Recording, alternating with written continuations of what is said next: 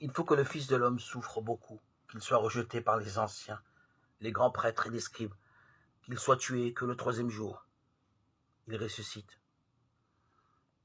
Celui qui veut sauver sa vie la perdra, mais celui qui perdra sa vie à cause de moi la sauvera. Luc 9, 22-24. Tout est dit. Jésus prépare les siens à l'issue de la mission qu'il a reçue de son Père.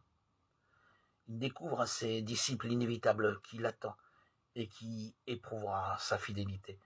Il connaîtra les douleurs de la passion, ceux qui représentent symboliquement toute la foi d'Israël et la première alliance refuseront de le reconnaître comme celui que Dieu envoie. Supposé être un blasphémateur, il sera mis à mort.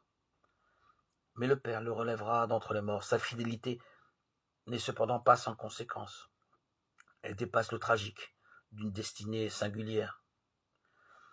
Désormais, pour celui qui reste fidèle, c'est-à-dire dans la communion à Dieu en acceptant de tout recevoir de lui, la vie est offerte.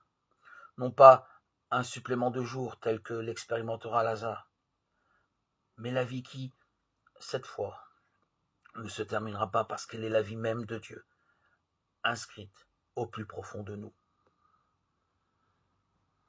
Unissons-nous de plus en plus à Jésus, le propre Fils de Dieu, mort et ressuscité pour nous, afin qu'avec lui nous ayons part à la vie divine.